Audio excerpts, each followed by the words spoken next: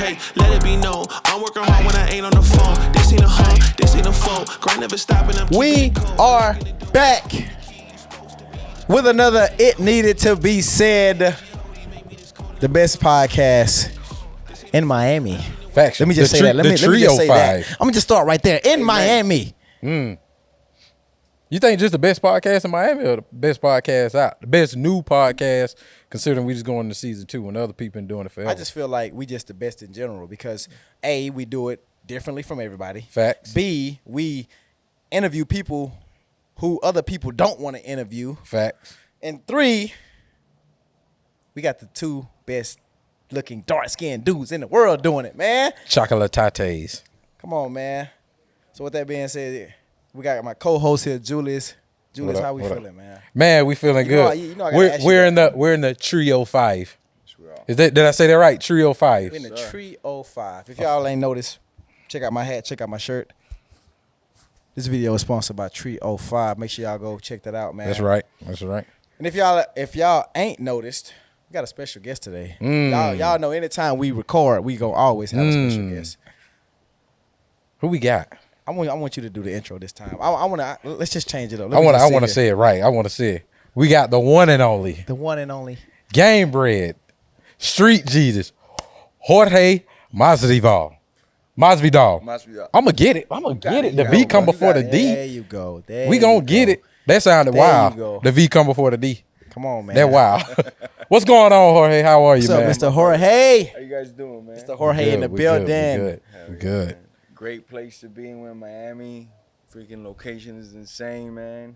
It was nuts getting over here. I got a story just getting over here. Right. Spring break, so shit was already wild, man. It's crazy, man. I think Tell us a story. Be electric. Man, there was crazy traffic. And we finally, as we moved ahead, there was a dude that had stopped like 3 lanes. He was completely butt naked.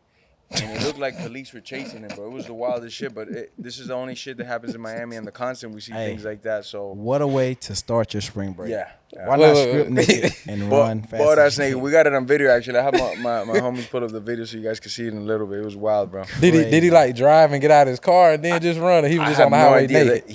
There was cars stopped and he was just like pointing at cars, and there was a squad car like 50 feet away from them that just arrived there. I think they were about to chase his ass down. This is the most GTA shit that I've ever seen in my life. This is crazy. Yeah, I gotta get the video, man. I need to go to South Beach more.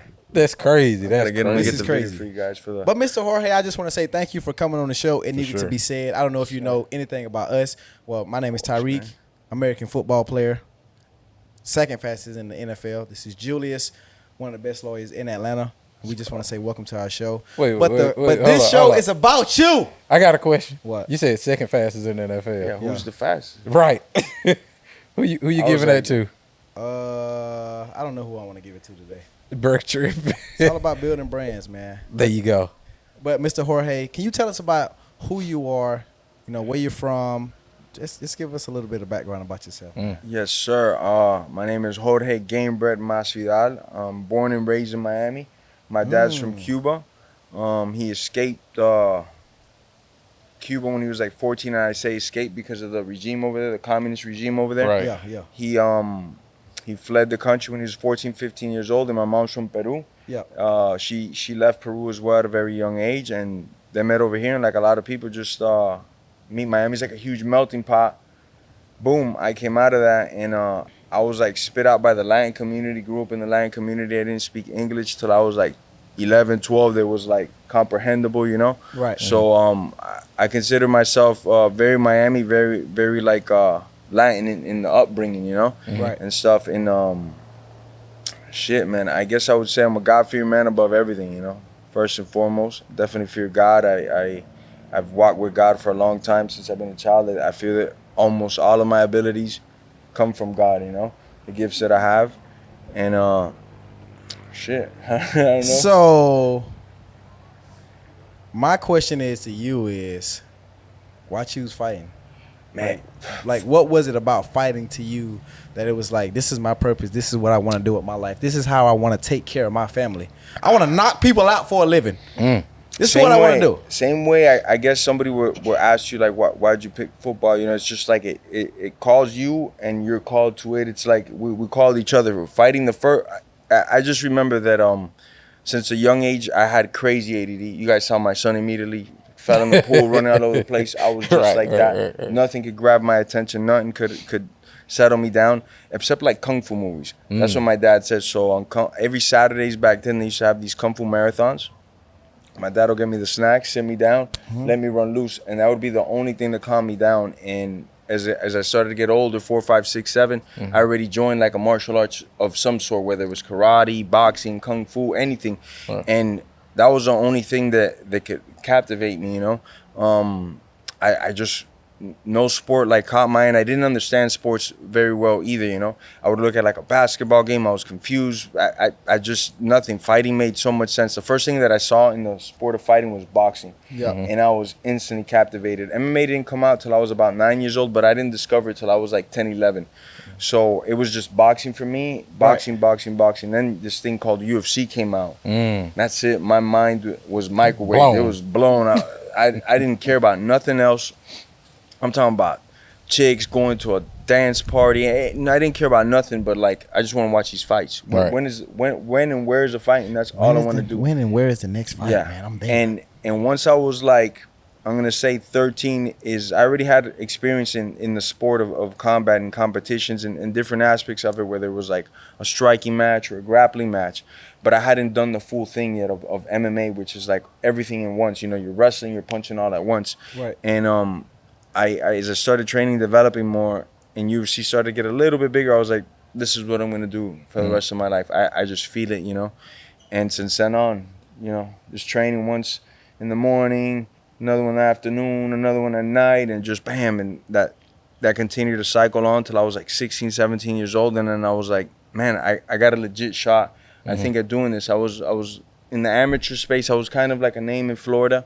And the UFC, which is now coming here April 8th, came here 20 years ago. I was 17, about to turn 18, and I wasn't a professional yet. And the UFC comes to town, and it's my first live event. And that's where I know, like, not only can I contend with these guys because I was there watching it live, but I knew I could do it for the rest of my life. And here I am 20 years later, still busting faces and going to practice, all that good stuff, you know? Crazy, right? 20 years later, that's crazy, man. Like, as a pro, 20 years of pro. 20 years pro. So you was doing it, like you said, you was already involved. Now, you stated something that I definitely want to touch on, because I'm sure you don't watch the show. We big on family, we big up upbringing, and how that upbringing, not necessarily how, but what did that upbringing, your father with escaping Cuba, the stories and the principles he instilled upon you from him escaping Cuba, and your mom coming from Peru, being, you know, I guess an immigrant, you know, whatever people want to call it. What did they instill in you that you've taken to the UFC with you, or just throughout life? Because that's a fight within itself to escape Cuba, right? That's a great question. So at the time, Castro had just taken power, and for those that don't know, Castro's is one of the most evil piece of shit dictators up there, you know, with the Stalins of the world, the Mussolinis, you know, killed millions of people, killed family members of mine, friends of my family, stole numerous property. Back then, if you were a farmer in Cuba and the government came in, they were like, well, we want your cow. So now your cow is ours. You're going to raise it, and if you kill it, we'll put you in jail for 20 years. And then when we cut it up, we're going to give you a small portion of that cow to keep you and your peasant family alive. And that's what they did to everybody in Cuba. That's how it works? Yeah, that's exactly how it works. Now, they'll try to spin the fairy tale around in many different other ways, but the communist regime is not for you. It's not for me. It's just for them. That's crazy. It's the 0.5% of people that are eating. There's no pro sports over there. There's nothing. They could have numerous world champion boxers that are paid for life, but you're not allowed to turn pro in Cuba. There's no you getting money. The government has to give you money. They make you so reliant on what they give you, and they don't give you shit. So, you know, besides being the fact that, okay, they're going to tell you also your favorite color, what you're going to wear, what you're going to think, what you're going to see on the internet.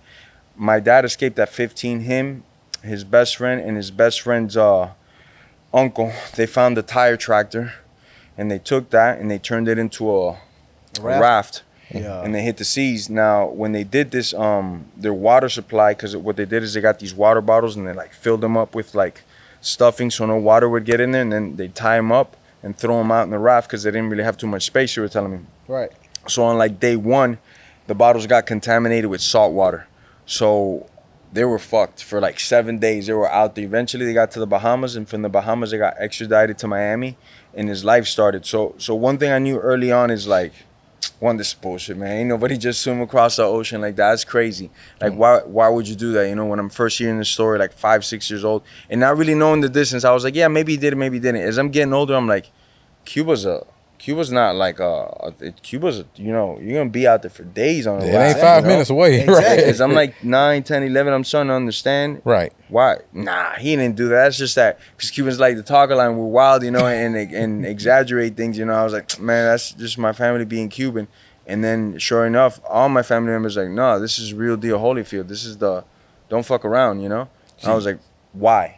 Why would a man risk his life like that? Why, when he was 14, 15 years old, his whole life ahead of him, would he do that? Thinking about the future, bro. That's when I came to find out why, how evil this government was, how much fucked up shit it did to not just my family, but everybody that was in that island. My other aunt, so there's a base, American base in Cuba called Guantanamo Bay. I don't know if you guys ever heard of it. Yeah. If you get to Guantanamo Bay, back then there used to be some privileges where you know, it was kind of like a safe haven for some people, or if you could get there. So what Cuba did was, between Cuba and this Guantanamo base, they rigged it with landmines. And my aunt actually crawled across the thing, and one of the landmines blew her titty out. So she only got one titty, big and small. And bro, you can't make a joke. What do you call it? I was trying not to laugh. You can't make a joke. So she was crossing over. Thank God, you know, the Marines came on over and they helped her out from the American side, and she lived, and she's still alive to this day. And if you put a camera, a phone, anything in her face, she'll tell you how evil this government was. So these are the individuals that I grew up with, shaping my mind, shaping my thoughts on how freedom should work, on how government should exist, how we should all treat each other and see each other, you know. And they would always tell me these horror stories about how Cuba was very united, and then as soon as the communists came in, it was divide and conquer. And it's a lot of those tactics that they try to use now, I think, in America, like just divide us, because that's the only way to conquer us, you know. Facts. And it's crazy because we see a lot of it now, you know. So since then, growing up, I was like, damn, that's crazy, you know. And my mom had a very hard life. My dad got incarcerated when I was 4 years old, and he got out when I was 22. So my mom was Man, he spent a minute in there. Yeah, he spent a minute, you know. He did 18 years on the federal level, and before that he had done 5, but I wasn't alive yet. So his life was a little harder than a lot. You know, he got here at 14, 15 years old. They sent him straight to the projects, and he didn't know nobody, didn't have no family, nothing. So his life was a little different, you know. So my mom was just like working hard to make ends meet, and I remember she'd have like 2 jobs, and then at night she would make these beads, like Mardi Gras like beads. And she'd ship them out to like the companies, you know, that was her job. So at nighttime, I'd be sleeping like on the couch. We were staying like at my aunt's house, and I would see my aunt.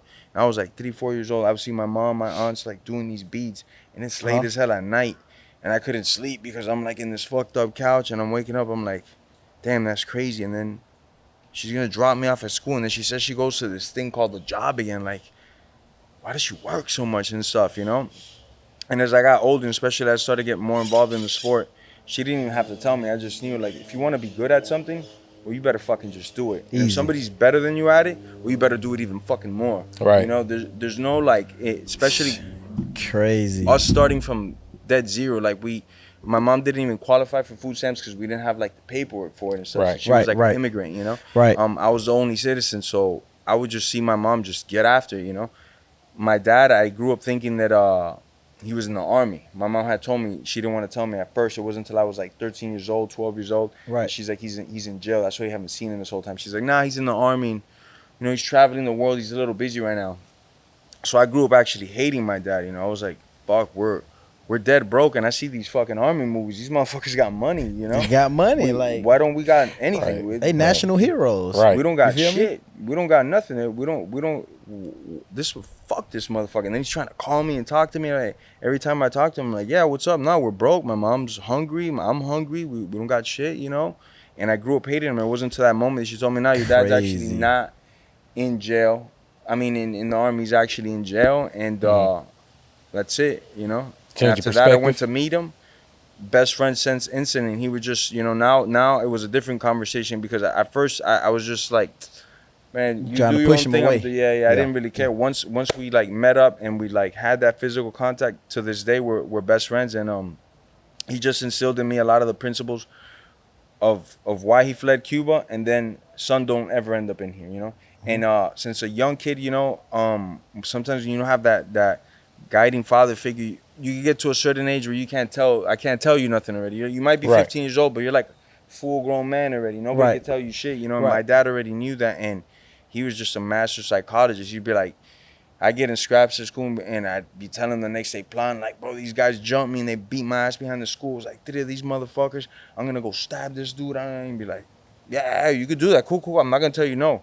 But if you get caught, put your ass in here. You don't be here. Guess you what? can do it, but get where you gonna be at, right outside me. Do your thing, but no, you don't get no TV time here, you know. And probably when you finally do get TV time, the other 20 guys might not want to watch what you want to watch. You know, the food here sucks. And he would like break down everything to me in a way that a 13, 14-year-old kid could understand. And I'd be like, Wes, like, fuck. You know what? I ain't taking that knife to school. Don't worry about it, bro. You're right, bro. Talk about the character, well, as far as your parents, the development that they had to go to. And I was just talking to a friend about this, talking to like one of my buddies about this, about how movies, how they have this character development when in like men movies, where Black Panther, he had to go through character development to actually learn how to be a superhero. And for his parents, they kind of had to learn the same thing, how they had to go through so many trials and tribulations to sacrifice for their, like, for a better life in the future. Crazy how special parents are, bro. Like I love my parents to death, man. And I like, man, we kind of have a similar lifestyle.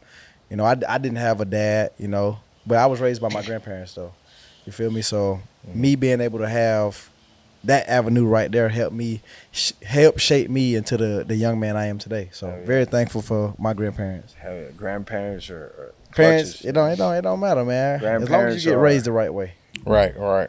So, you know, they definitely shaped who you are today, the principles that you have. And that's a crazy story with your dad, like escaping Cuba. That's crazy. On a tire from a tractor? That's crazy. Right. The ingenuity that he possessed at such an early age, and having to leave family behind. All his family. Everybody. Right. But once he got out. He was the first one to make it from Cuba. He had about 5 brothers. All of them had tried to escape and had been caught. Sentence. You get caught trying to escape, it's like 30 days, 60 days. So all his brothers and his sister never attempted, but all his brothers that were older than him all had attempted. Never gotten away. Him on his first try got away, and it was just more than anything he'll tell you was like luck, you know. But it was just still mind blowing. Or like, God, you know. It was just meant for him to be over here. It was just meant for him to be over here. That was his purpose. Exactly. And then after him, the family that was over there was like, man, we could do it too. He made it, you know, and then eventually they all started coming, but he was here by his damn self his whole life, you know. And a lot, for one, a lot of people don't know what food stamps is. So America, if you don't, you around our age, food stamps used to come in booklets. They didn't have little food stamp debit cards back in the day. They had them little EBT cards. Right, they had the booklets that you get in the mail. I'm sure you know what I'm talking about. And you flip through them, so they were paper like the brown $1, I think the green 5, the red 10. Just like you playing Monopoly. Right, so we know all about it. But that was the day to go to the grocery store. Yeah. But you know, back then, you know, even how was that? I know how I felt having to go to the store spending food stamps. How you felt like that ain't? I remember.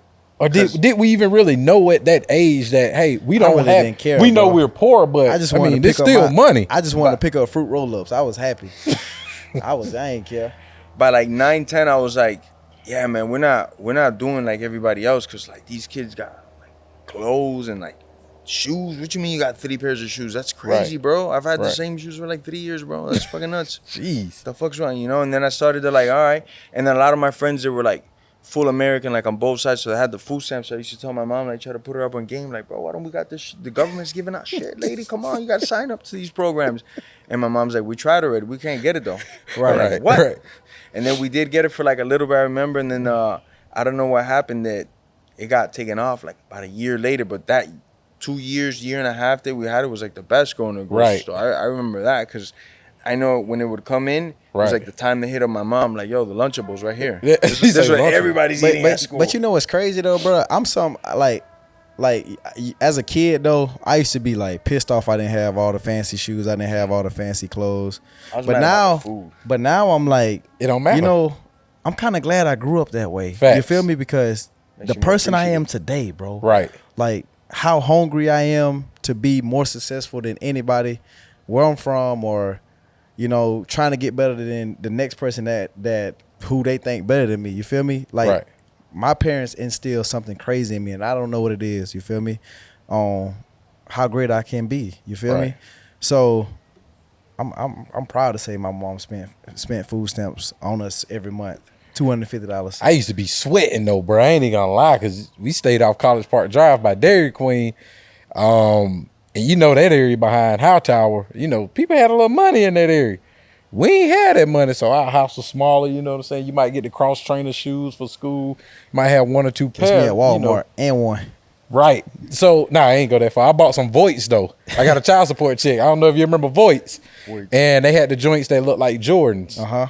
And I went and got them. You couldn't tell me nothing but that. Once they saw that big V on the back, boy, I was a target.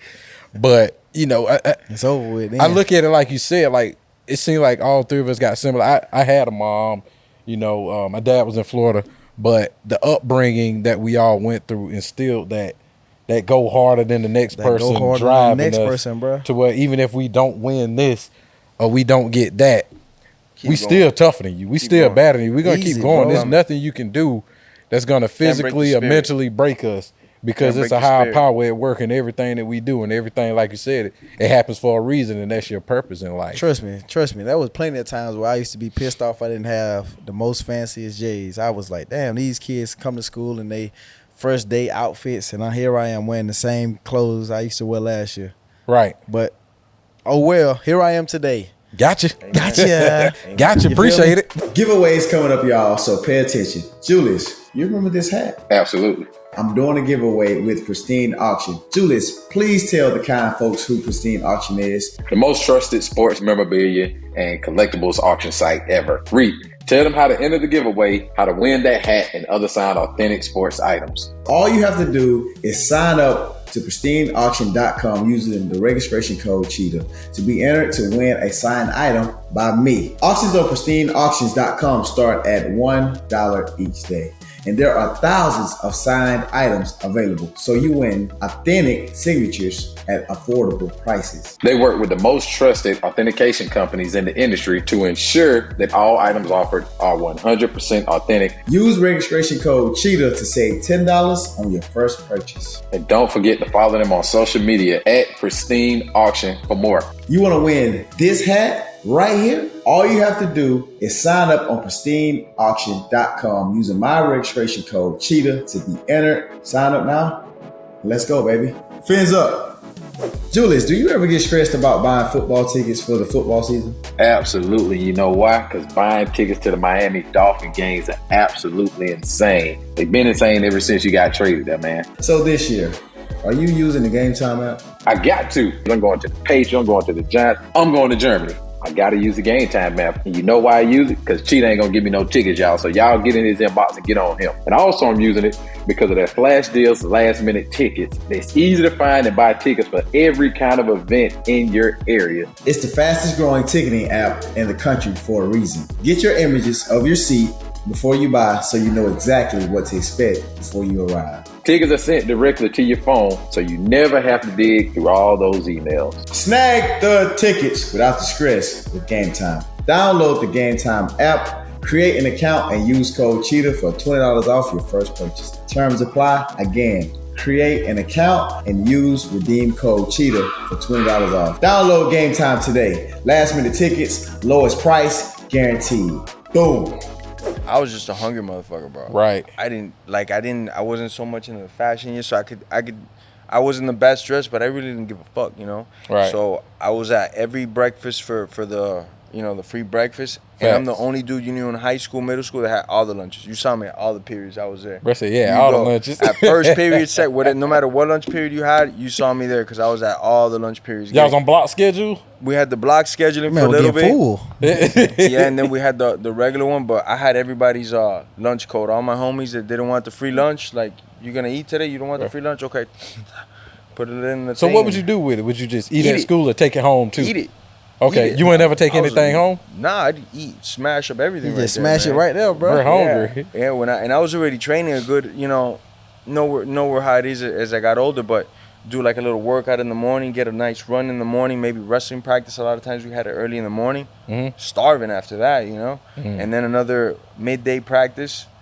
Not midday, like right after school, we'd have like another wrestling practice where I'd go to the boxing club, and then at night I'd have one. So I was just crushing calories. So hunger was like my That's thing. crazy, like, man, bro. I want to eat. I gotta ask though, because I hear all of this, training that you went through as a child, karate, you watching the kung fu joints. So you already going to the dojo training. Yeah. You practicing grappling with professionals, obviously. No, the grappling, I wouldn't say I came into serious grappling till about like I would say high school was the first time that it was very organized. It was the high school wrestling team. Right. And I immediately was drawn to that because I knew that my gift, my calling is my hand and my hand speed, especially as a kid. I had above average like hand speed compared to everybody in the ring. It didn't matter what their background was. I always had it, and the guys would always tell me like, man, you're fast, keep it up, stay in the sport. So I knew that was my thing, but that meant shit if I can't keep the fight on the feet. Right. If I can't stop you from taking me down, it doesn't matter how fast my hands were. So I knew that I had to wrestle, so I had been in boxing since like 7, 8, 9 years old, but the wrestling really like around 13, 14 is when I started to like dive hard in it. Right. And in high school I didn't have the grades to compete, man, so I couldn't wrestle, but I was there. I was in the practices constantly, Gotcha. That's crazy, man. So talk about that wrestling, because I wrestled once, bro, and the kid slammed my back out so hard, bro. Like, I don't even think this move was legal. Like, can they pick you up over the head and then slam you down? Bring out power They're bomb. supposed to bro, put like down first and then slam you. Bro, like, I'm like, bro, like, cause like, you know how the coaches So try he to put get you above his head and slam. bro. So like, you know how coaches try to get all the athletes to join the team. Like, bro, you'll be good, bro. You quick, especially you in fast, Coffee County, they you want you to do agile. everything. Like, can't nobody mess with you. You gonna win Right, state. right. I'm like, oh, win state. Okay, I'm in there. That's how they get you. Man, I must have went to Douglas now. practice, man. That white kid put me on my head so quick, boy. He ain't see me no more. I was like 15. Yeah. See, you started late too, because Late? wrestling. Yeah, wrestling. They start like They could do this. It was 5 or 6. 7. Yeah. they're wrestling in there all the time. No wonder my son, cause I got one of my sons in wrestling right now. One of the best sports to have him in. It shows him so much to like deal with adversity on a different level, 'Cause Right. you're gonna find a guy that's stronger, that's faster than you, all this stuff, and like there's only one way to break him down. Sometimes it's wrestling. It's just sheer will. So I think I got my son in wrestling as well, and I don't want him to fight or nothing, but I just think as like a life thing, like you learn to hit a wall and then push through that wall, you know? So it's a great thing to have your son in. Well, I must ain't had that wall then. So who was it? You don't remember? I don't remember who. I want to find out who it was. He probably remember who it is. Cause he put you above his head and bammed you out. Bro, like, I got mad. I tried to fight him. I know. That's why I keep pushing it. I know you tried to fight him. So I tried to throw blows. So the backyard fighting, you got all this training, and we talked about it. We seen YouTube. You used to fight behind the big guy, Kimbo. My homie, man, rest in peace. How did you get man. in street fighting? Like, That dude put me on. I always like take the time because I was just some fucking street punk, bro. I was just a kid from the street. We happened to both be at the same gym. I was 17-ish, 18-ish, and Kimbo's training at the same gym, and he had seen how I moved around and stuff. And his guy that always handled all his stuff, Icy Mike, and you're young, but I know you got to remember back then YouTube. No, but you said we were the same age. Gray hair? What you trying to say? We're the same age. You said, man. You remember when when I'm older YouTube than came you. out? How old are you? 37. 38, man. Oh shoot! I ain't know you was that old. Keep pushing, brother. Both of y'all got that old Let me head get that straight. Beijing in. Let me get that dot in. Kimbo came into the gym, and first it was like mind blowing because back then the reason why I was saying about the age is Kimbo was like the first YouTube star. Oh yeah, for sure. He was on. It was like maybe Michael Jackson had like a million views on a video. Kimbo had like 40 million, 30 million. Yeah. I didn't even understand these numbers. Like, what the fuck's going on? It was just Kimbo. Kimbo used to get out that This Escalade. Kimbo movement. Yeah. That's Yeah. Homo. And he did the same thing when he first pulled up to the gym. I had heard rumors he was gonna come train at this gym that I was training. I was like, I wait around all day for this dude. Right. Sure enough, he showed up out of the limo, opened it full of smoke. Kimbo gets out, he's got his chain on, puts it on his boy, starts training, working out.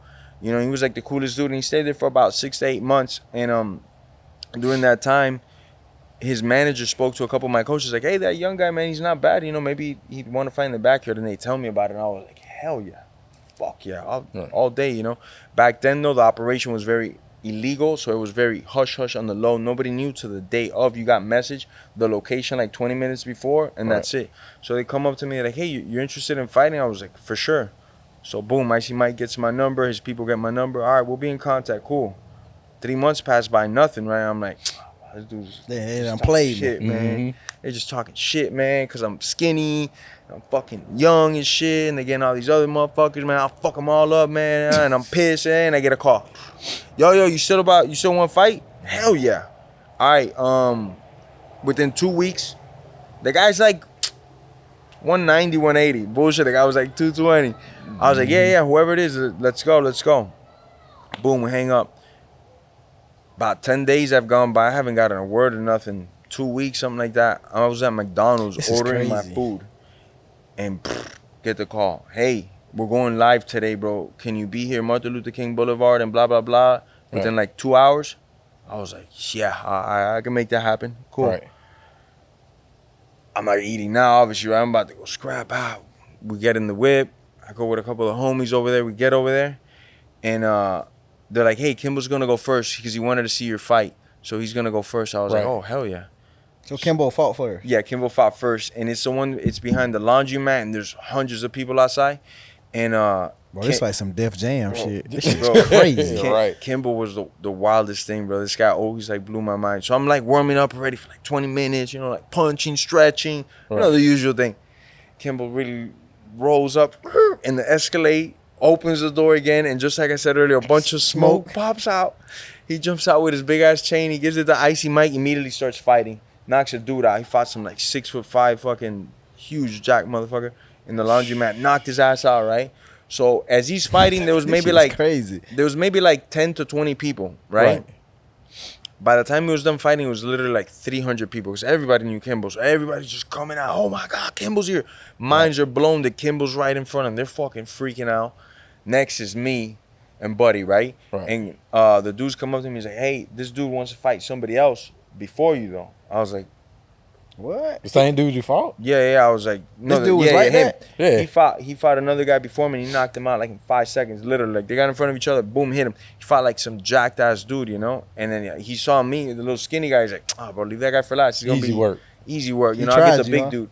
Bop, laid that guy out. So while I'm going to like keep warming up, my coach is like, hey, I'll go watch him real quick and then I'll come back, give you the scoop. Comes back within like a minute. He's like, he's got a killer right hand, bro. Stay away from his right hand. He's like, my guy's freaking the fuck out. He's like, bro, he's got a killer right hand. Bro, I'll be all right. Don't worry. He's like, no, man, maybe, I don't know. We should take the fight. I'm like, we'll be all right, bro. And I went in there, and, man, we threw blows, and eventually I broke him down and got him, you know. And and then we did the second one again. And for the second one, he dropped a lot of weight. So the first one, he was like 220, something like that. And I was real light back then. I used to be like 165, 170. Right. So for the second weight, I wanted to put on weight, and he lost weight actually, so his cardio could be better. So we're a little closer on the second one.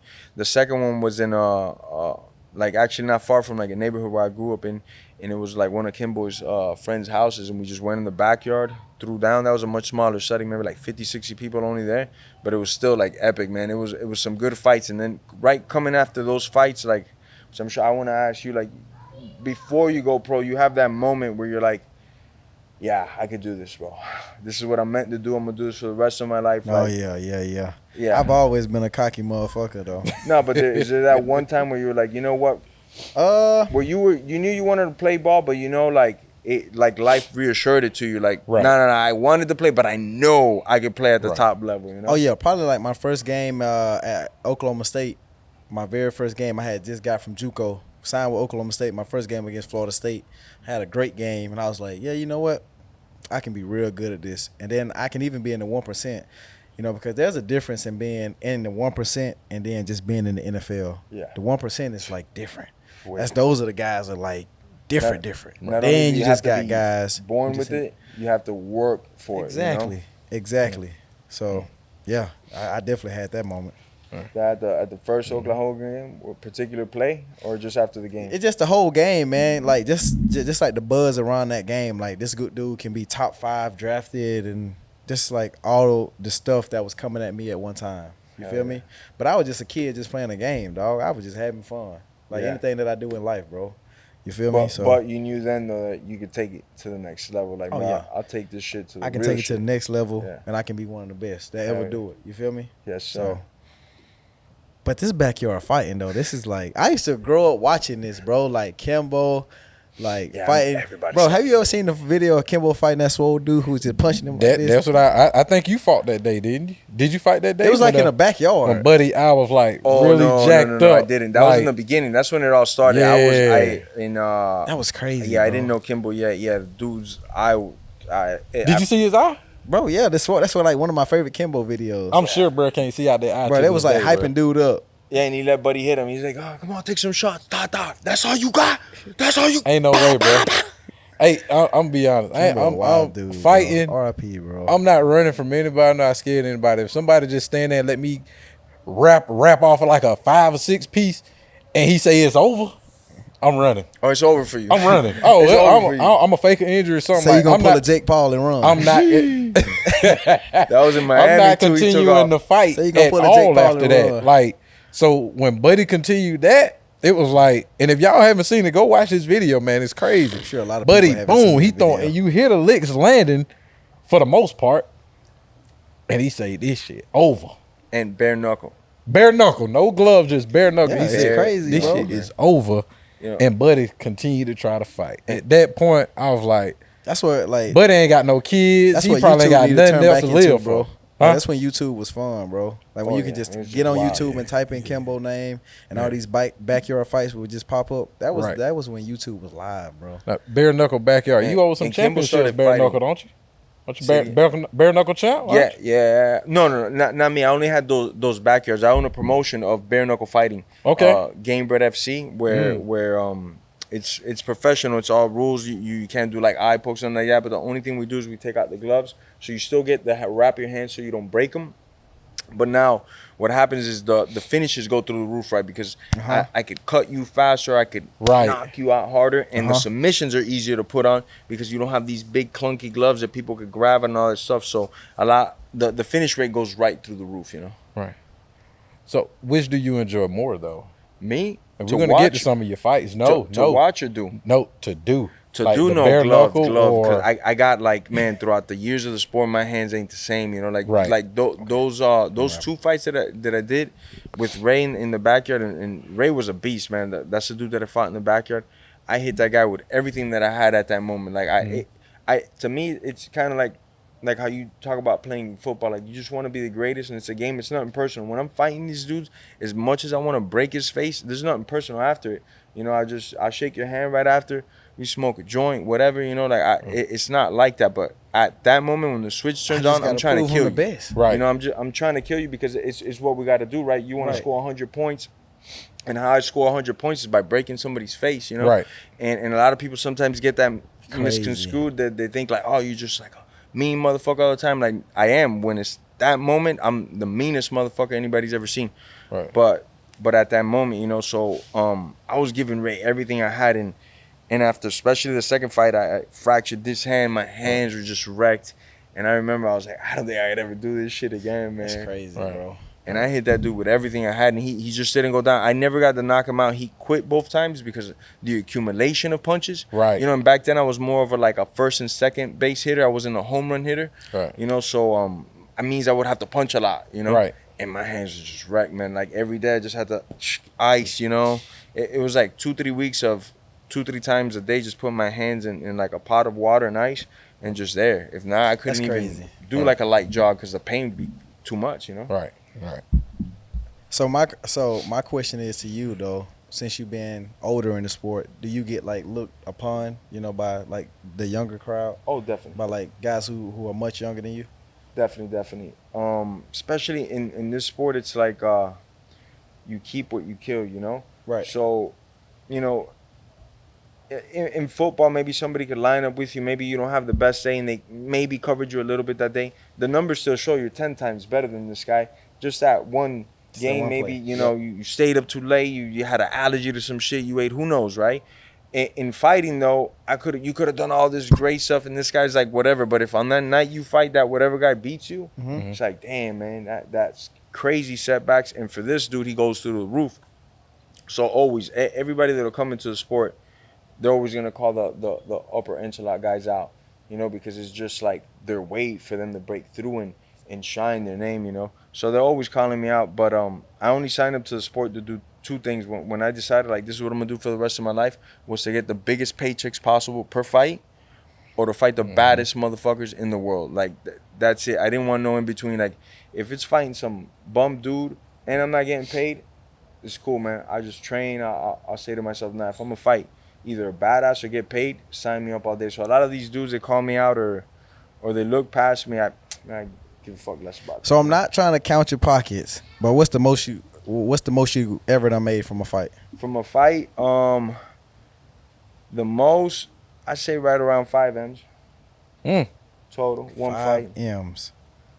And it ain't a bad night. Yeah, that's a great Not night. a bad night. That ain't a bad night. Sign You do me the up for 25 minutes. Yeah, You know? right. So does that include insurance and other things? No. So we the UFC takes care of us to an extent with medicals, right? So if anything happens to you at the fight or in preparation for the fight, we're very well taken care of. And even after the fight, in the gym, anything that happens in the gym related, we're very well taken care of. But we don't have like insurance aside of that or like a dental plan. But anything that happens related to fighting or training, they take full care of it. I don't think any insurance company would actually insure it, dude. Yeah, Like, yeah, do you know what the premium would be on that? Yeah. Because you're gonna have injuries. Like insurance Left and companies right. gonna continually pay out. Exactly. That policy, that premium, Dana White then would have to pay every year would be Exactly. insane. So I hate to be the one that do it, but don't try to fight me. How is it going to sleep in the fight? Because when I passed out at your house, you remember? I'll tell that story after This you. dude passed out. We were just sitting outside talking. I looked to my left. Look back to my right. He on the ground. I'm like, It's more to the story. So This is Casamigos. no. Super sober, but we had a lot going on that day. We hot. had been out in the sun. It was hot, it was probably bro. 98 degrees. Florida weather. Yeah, it is was hot. in Miami. We were down here in Miami. Yeah, here you get dehydrated, And- man. The humidity here is just like nowhere else, man. And that's what it was. Yeah, I was yeah. severely dehydrated. He had that white stuff in the corner of his mouth. No, too. he did. Like You had that Boosie. boosted stuff. that boosted mouth. But no, I was severely dehydrated. And we had been out all morning. He was doing some content and stuff. And I was sitting there and we was talking about something. And then I woke up. I still couldn't tell you So how what. is it getting knocked out though? Right. Like, how is that like? Because I know what that was. Is it a window? Like, Yeah. say for instance, somebody choking you out. Is that different from getting knocked out? Way different. Kind of feels the same, you know, physiologically what it does to your body, the impacts are different. So if you go to sleep, right, if I put somebody in a chokehold and right when they go to sleep, I let them out, nothing happens to you. Like nothing's wrong, just the air supply was cut to the brain, you go to sleep. It's not like you're I'm gonna wake up though, right? yeah, you're gonna wake up just fine. You'll be like, oh, what happened? And you didn't even feel it, you know, like because it happens. If they do it right, I just cut out the blood here, I just cut out the blood here, and that's it. Boom, you wake up. The hit, when you get knocked out from a hit, your body does receive it a different way. Your brain, even though I might not be hurting or whoever it is, your brain had to take all that shock, the impact. You might have something fractured or broken on your face. So on that level, it's different. But both of them, it's kind of like, oh shit, for real, I got put to sleep, you know? Right. I'll explain a knockdown, the difference between that and a knockout. A knockdown is like somebody turned off the lights in the room. Yeah. And then when they turn them back on, you're sitting on your ass, you know? Yeah. You don't really feel it. It's just the lights go off, Goddamn they turn them back stun. on, boom. Yeah. Oh, yeah. The knockout, though, man, you could be out there for a minute, you know? It Right. means the lights didn't turn back on. They hit you, and you stayed out there for a minute, stiff. Neither of them hurt, you know? Right. Because you just, at that moment, you don't feel it. Maybe when you finally come to, like, 20 minutes later, like, damn, Right. dog, buddy, Bro, I hitting seen hard, a dude you know? get knocked out, bro. He was snoring, bro. Yeah. Like, like, got put to that's sleep. real life sleep, bro. That's scary, crazy. Yeah. Cause I know, like you said, I ain't. What do you feel when you wake up? Cause I know when I woke up, I think you was over me, That man, look, let me tell you what he did. I thought I was in prison, bro. I was trying to help him out. He was like, bro, what you doing? Yeah, I'm trying to help you out. You just fell out. Never passed out. Well, I have, but in that situation, you wake up, you talking, we having a conversation. Yeah, we was just having a conversation. Like, and we just talking. And next thing I know, I got 2-3 people over me. I'm like, hey, I ain't in prison. I ain't with that. You know what I'm saying? Like, what the hell are y'all doing? And he was like, he went straight paramedic mode. So they definitely hats off to you, bro. Went straight lifesaving technique. Trying to help you out, bro. I'm like, yo, what you doing? He like, bro, lay down, relax, boom, boom, boom. I know what I thought. So what do you think when you wake up? It's like lights back on. What happened? You know, I was in the tournament like 14 years ago for Bellator. And so I was in this one more fight away from the finals. And just getting to the finals guaranteed me a much larger sum of money at that time. So losing at this stage was like not the stage to lose at. I won the first fight, and I was a minute and a half from winning this fight on all the Georgia scorecards. And then I got choked out in this move I had never seen before. I had seen this move, but nobody would get choked from this move, so I didn't give that move the respect that I should have. I was like, you can't get choked out from here. So the individual had me, and I was like, oh, I'm getting out of here. I'm going to slam this guy. And I want to pick him up to slam him in the next week. They put my ass to sleep. Bang. And when I woke up, that was the first time I had been put to sleep like that in a competition. So like the chest, my chest was getting rubbed by the ref, and he was like trying to bring me to like, hey, you okay? And nothing happens to you when they catch you like that. Like you're fine, you know. So as soon as I came to, it's different because I had this referee in my face, an arena with like 8,000 people in it, and I was trying to jump to my feet like, oh, I'm in a fight, man, get out my way. He's like, no, the fight's over, bro. It's over with. No. It's over with. And it took me like a minute and a half, 2 minutes to accept what had happened. I was like, there's no way I was winning the fucking fight. I was beating. Look at the guy's face. I was beating his ass. You on the way home. Yeah, I was on the way home, and boom, got caught, man. Bro, got caught sleeping in the job. So who's been your toughest opponent, though, fighting? I can tell you who's giving me the worst ass whooping ever. It's been my worst mom. ass whooping. Worst ass whooping is my mom. Yeah. She had Well, to that's do all double. of us. We all said that. All We all took them L's. Yeah, we shared it multiples. I don't know why. There was times my mom was whooping me when I was a kid that I was like, fuck, is this it here? Is this it? It's over with. Damn, I fucked up. Because we are. I fucked up. I was a grandma's boy, so I was shocked. Like, I can't believe this. You do this to me? But yeah. So other than your mom, though, the toughest or every fight like requires a training camp, right? Like whatever time of my life that I spent preparing for that particular fight, you know, and then that training camp of like 8 to 10 weeks. So some fights is just like was the easiest fight of the. I'll tell you what, the one that I broke the world record on was one of my most grueling training camps. I still remember to this day because I had to deal with a style that's very different of mine. Somebody doesn't want to do nothing with the striking at all. This guy just wants to wrestle. He just want to grapple. Just grapple. And he's got the endurance and the skill. He was a Olympian for the USA, 2-time NCAA champion. Not talking about Ben Affleck. Yeah, What's there it? we go. That's him, Ben Askren. so you Ben Affleck? Nah, that's the dude with Jake Paul fought. Yeah. He like a good wrestler. Right. Yeah, that dude. Right. Yeah, exactly, that guy. And that guy could wrestle forever and not get tired. He's not going to lose his breath. As I explained to you guys before, my gift is with the hands. So I want to stay away from these guys that could grab me and just tie me up and not let me get to my good stuff, you know. So the training camp for him was like very demanding, you know. It was just fresh guy. And just to give you like an idea, like let's say me and you do a round and it's 5 minutes, he'll be taking a break in that so he could come in there and just push me through and throttle me, you know. And then after I do that, I'm tired and I get my minute break. Well, now you got a 6-minute break, and now they're gonna release you on me, and now you're gonna go give it everything because that's what's gonna help me for the fight. Is getting throttled like that's that constantly. crazy. And your body adapting to that workload, to that stress, to that fucking make these decisions. Boy got that wheel, but that wrestler in him, he got that wheel like you said earlier, which is crazy. So what you saying is, you knocked out. Who did you knock out in 5 seconds? Ben Askren. So he was your easiest. He was the easiest, but like to me, all the fights, there's not like a fight in my mind that I was like, man, that fight, you know, I really got beat up. It's like all of them are like the same encompassing because they all had a training camp where I like had to get my ass like whooped. You know, there's been some fights that the training camp was so amazing, and then I got into the fight, and though the fight was like tough, and I look back at it on video, I was like, man, we were going at it, we were exchanging blows, and a lot of people were like, man, this was like a tough fight. And I was like, at the time though, mentally, it wasn't like that. You know, I might have got dropped in the first round, and then I ended up knocking the guy like in the third round.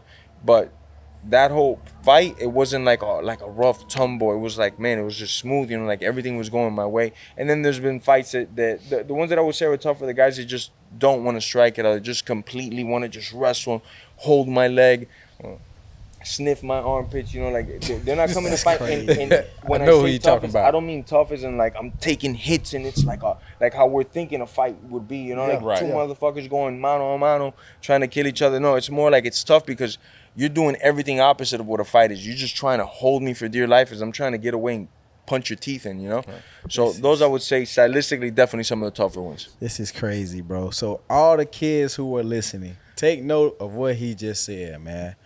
Really, just every athlete out there, man. Right. Make your training camp the entree. That right there is supposed to be the hard part. That's the entree right there. When you get to the what you call it, dessert, which is the actual game or the actual fight, that part should be easy. That part should be good right there. But the leading up moments to the fight, that should be the hard parts. And it's the same way in football too, though. That's why we go through OTAs. That's why we go through training camps.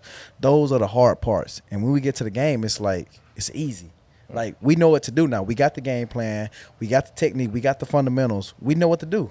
You feel me? What's your favorite part about preseason, in season? Right, I just like, I mean, me, bro. I love training camp. You know, like I love to compete. I love to go against the best. My first day at the Dolphins facility when we went to training camp, I called out the best DB, which is Xavier Howard. I was like, bro, I gotta go and prove you. I gotta go and show you why I'm the best receiver in the league and why they paid me. You feel me? So let's come on and line up in front of the whole team, and that's what we did.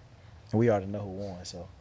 Yeah, so, all right. I gotta ask. Go for it. I've asked before, but I love to get different answers. Does it get personal between you guys when you do something like that? Nah, man. Because at the end of the day, like you said, man, like for you, it's like proving at that moment that I'm trying to prove to you that I'm the best and prove to the world that I'm the best. And for me, like being the leader of this team, I gotta show to the young guys that, hey, it's all right, man, to go against the best players, or it's all right to have a little bit of confrontation, because me and X, like me and him, like one of the, like me and him is like one of the, like he's like one of my closest teammates on the team, which is crazy.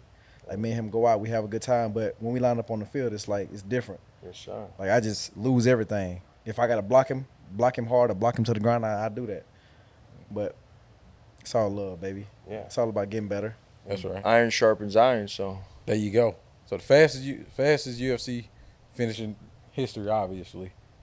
You knew the guy was trying to grapple the whole fight. How in the hell you selected the flying knee? Bro, 5 seconds, go ahead and end that. Like what you want to strike, but did you know he was coming out? Like I'm gonna take him to the ground. I knew that there was a good chance that if I just like surprised him, rushed him, right, and just got in his face, he would go to his instincts, you know. He and his instincts are to sniff crotches. Like, in all honesty, that's what he loves to do, is he loves to sniff crotches. So I knew that. This is crazy. Yeah, the whole thing I orchestrated in my mind for some time, and yeah, I was. It's like when you're in the NFL and somebody from like some other league that's not even NFL is calling you out, like, bro, I'm not even worried about you. I'm in the NFL, bro. Exactly. Like, I got big things to do here.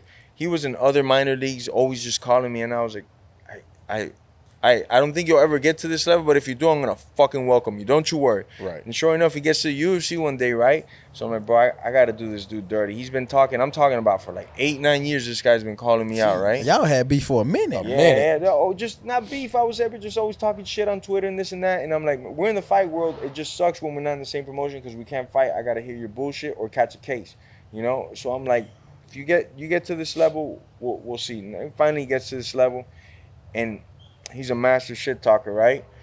I'm not that great on the computer, on Twitter and stuff. I'm more like right here, right now type person. So I knew I was gonna be fucking with this guy hard. And as you see, the start of the fight, I got my hands behind my back, right? Yeah. So that whole week, I was seeing him, and I'd have my hands behind my back and run up on him and start fucking with him and talking to him. You know, and I kept showing him like, hey, it's safe, man. You know, it's no big deal. I got the hands behind the back. It's all good, man, you know?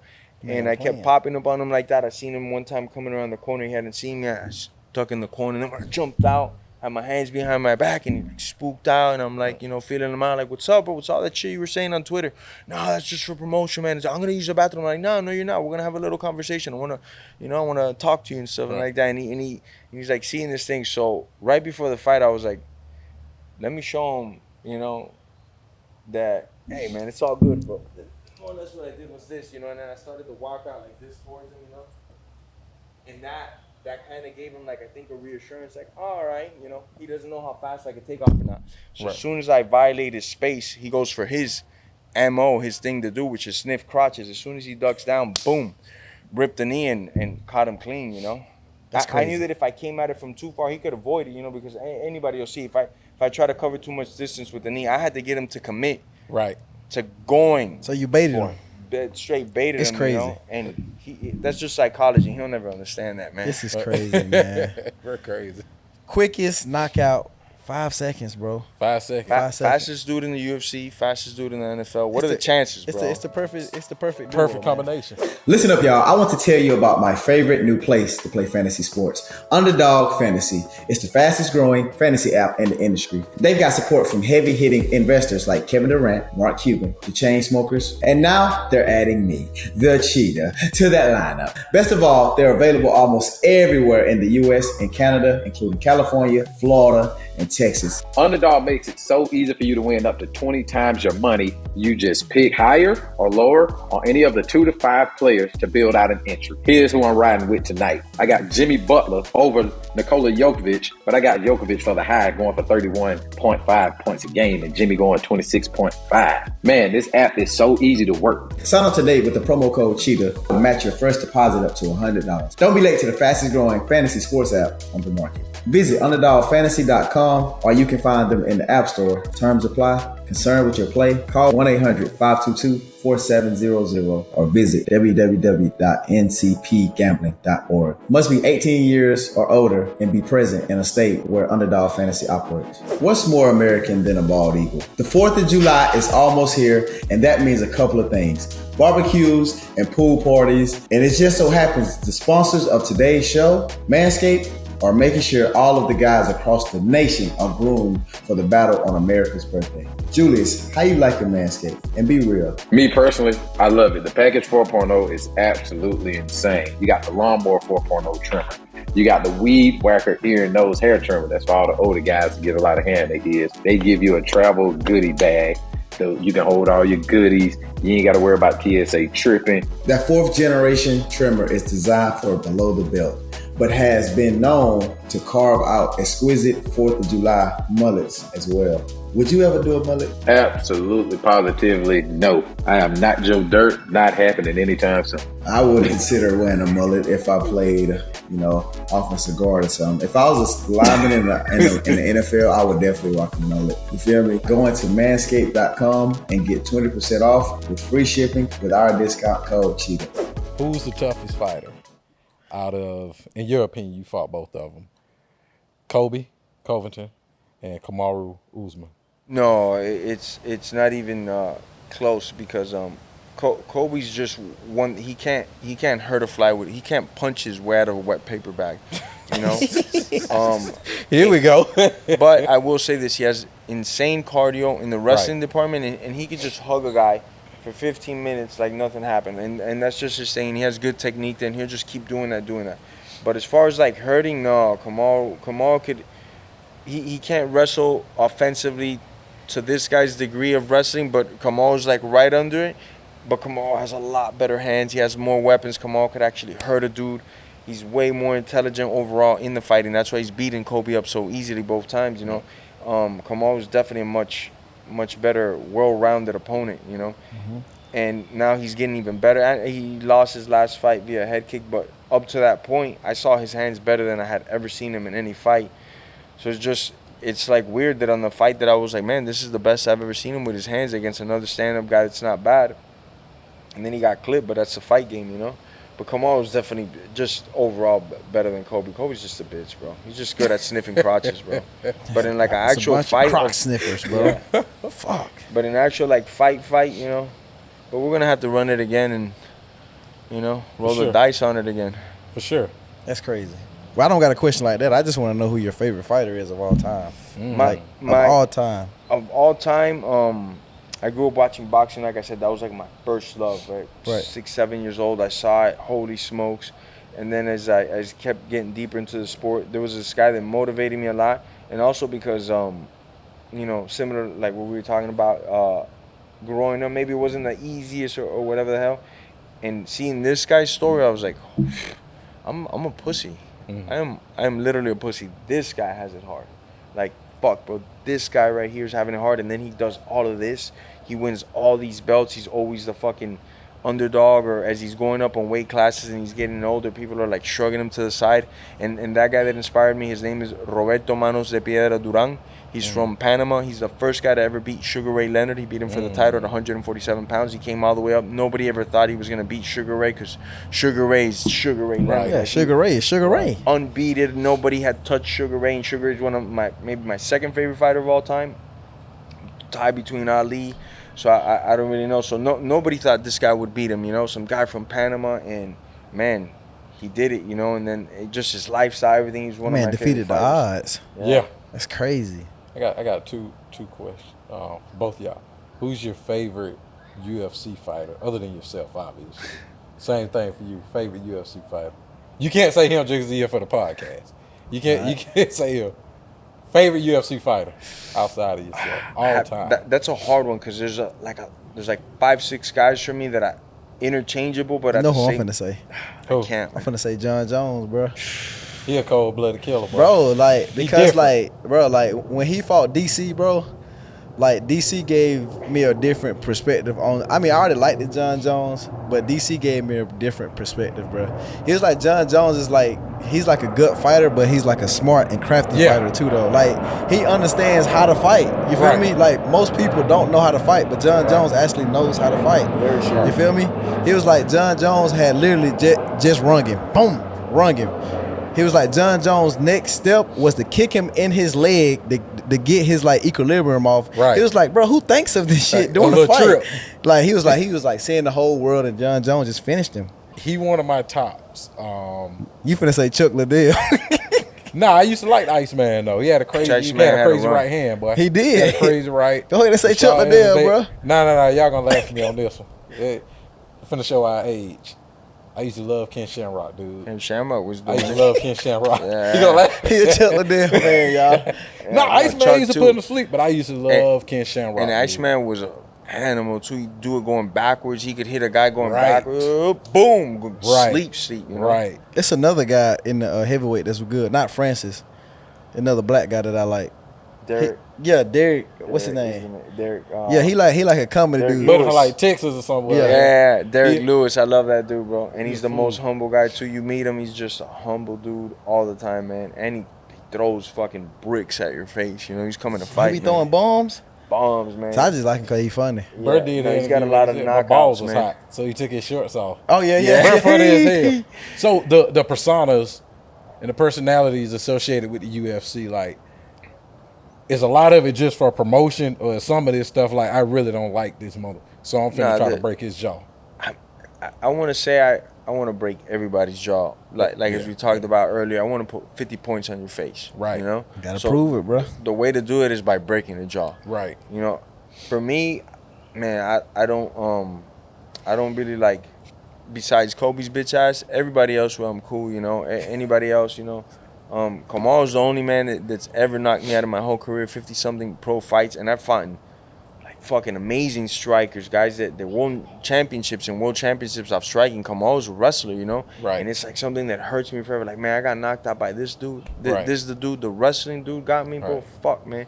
And I got no problems with him or any of the other guys. Kobe be the only one that I can't stand, and that's because he crossed lines, and like me, a lot of the fighters think like, if you got a wife and kids, it has nothing to do with leave that out. I can't stand your ass, It has nothing to do with your wife and kids. Nothing to do with your wife and kids. And that's how it should be, bro. So he brought your wife and kids into it? He brought my kids into it like numerous times, and my ex-wife and things like that, and I'm like, the lines are drawn in the sand, like you. For sure. And I'm like 9 years his senior, 8 years his senior. So when he got into the sport, I was already world established. I had already fought for world championships, won some world championships. He was living on my couch for a year. You know, I'm the one that helped him get his foot in the door. He broke his hand. Yeah, it's all on video. So that's why the pressure like that. Because we can't. Yeah, it's all on video. You can see it on YouTube. We used to be roommates. He was living in my apartment, in my couch. I had the sponsors, so back then I was getting like catering companies giving me food and stuff. You know, hey man, you don't got food today. So you fed him, clothed him, took care of him. It's basically the whole thing. You know, it's basically Creed 2.0. That's what it sounds like. And it's all on YouTube. You could like put it on YouTube and stuff, and you see like we had very similar. We trained at the same gym, American Top Team. Right.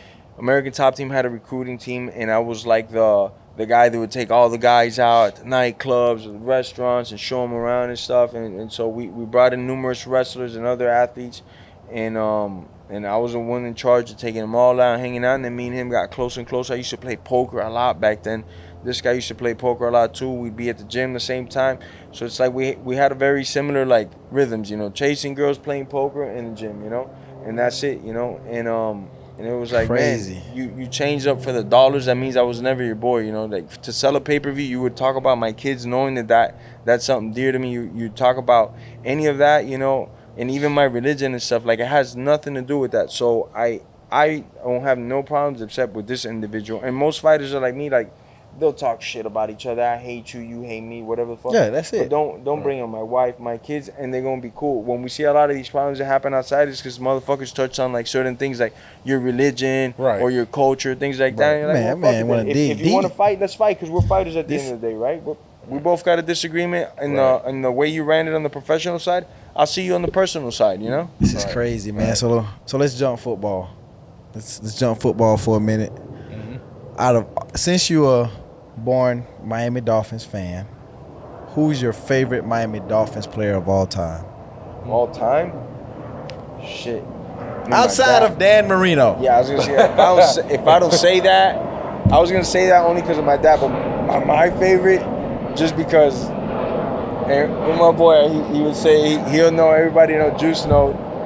Ricky Williams, dog. What you talking about, boy? Ricky Williams, man. Ricky Williams. Yeah, Rick. All right. Ricky Williams, man, and he kept it true, and I feel like he was so true to himself as well, and the way he carries himself on interviews, I've always liked it as well. Ricky, man. And then Ricky's also happens to be a fucking beast on the field, you know, besides all the shit that I said, like, man, that dude was fast, strong. You run into him, it's like you ran into a wall. I like Ricky. Seriously, though. So, the sports obviously are embedded in you. The Miami sports, and Miami is embedded in you. What's the importance of bringing things back to Miami? Like I know you're a Dolphin now.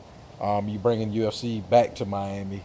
How significant is that to put on for the city and make sure the city is represented properly? Both of you guys. I mean, in my particular case, the UFC hasn't been here for 20 years, and it's because of a reason. There's so much going on in Miami, as you guys already know. Like on any random night, you know, it could be the world's biggest singer, or it could be some nightclub that has 100 Victoria's Secret models. It's a million things in Miami. So the UFC hasn't come here because they weren't able to corner this market. Miami's also very last minute. I'm sure you guys know by now. People run up to the Heat game and buy the tickets the day of, 20 minutes before the game. It's just the culture of Miami, you know? Yeah. We're very, very last minute. So the UFC was very, very hesitant to come here. They've been trying to come here for like 2-3 years, but me and the UFC couldn't work it out. Numbers-wise, a couple things, you know, Corona, the whole craziness. So we've been talking for like 6 to 8 months and about this. We finally made it work, you know? Mm-hmm. They offered me a deal I couldn't refuse, you know? And I was like, okay, I'll literally give you the city because it's my city, you know? Right. And then sign me up. Do you feel it as well to represent the Trio 5 property? The Trio 5. The Trio 5 property. Well, for me, man, I also got family here too, though. You know, mm-hmm. So I used to come here as a kid a lot. And, you know, just like Jorge said, man, there are plenty of things to do in Miami. But, you know, everybody loves football. Oh, yeah. You know, so why not us? You know, why not bring something special here that involves football? Right. You know, so my choice really for coming here was to really just be a part of something special and be a part of something that nobody has never done, not even Dan Marino. Right. You feel me? Right. Shout out to Coach Dan Marino because he is our coach. But just being able to win a Super Bowl, you know, and bring a Super Bowl parade here, man. Like, talk about how special that would be for the city. And people would be like, you know what? We're not going to live. We're going to see the Miami Dolphins play. Right. You feel me? Right. Or we're not going to Story or Mr. Jones. We're going to see Tua slang that rock to Jalen Waddle this Sunday, bro. Right. Huh? 100%. We're going to Hard Rock Stadium on Sunday, bro. We ain't going to live. That's where we going, Hard Rock Stadium. Right. To see them boys. So just being a part of that, man. Y'all know what time it is. Y'all know what time it is. it. Are you ready for these 10 random questions? go. They could be wild. These could be go. wild questions. Wrap it. Whatever you think of. Who would you rather fight? A bear, a gator, or a shark? Gator. I got the gator all day. Easy. Which one would you prefer? Have no nose but have a real good smelling fingers, or be blind but have really nice smile? Who generate these questions? I take the no nose, man. I wear one of them face masks or something like it's Corona season. That man want his fingers smelling good. Yeah. Would you take $500K or dinner with Jay-Z? 500K. I love Jay-Z. You the man and all, but man, You wouldn't go to dinner with Jay-Z? I would, man. But 500K, boy. I want the money. Which, if animals could talk, which would be the rudest? The rudest? Yeah, like the meanest, the rudest. Like, talk the most shit. Obviously, Kobe, right? Man, that's a good one. I don't know who generated these questions. I can see a pig talking mad shit. Oh, for sure. Just being a pig about it. Just talking shit all day long. a lot of Going. If peanut butter wasn't called peanut butter, what would it be called? What? Bro. Nut of butter? That man on something else. Okay, last question. If you were arrested with no explanation, what would your friends and family assume you had done? Oh, easy. Beat the fucking shit out of somebody. Very aggressive. That's crazy, man. But appreciate you coming through, man. It's all love, man. Shout out to you. Anytime, fellas, and shout out to the Dolphins, man. I want to say this, fuck, man, dogs, bro.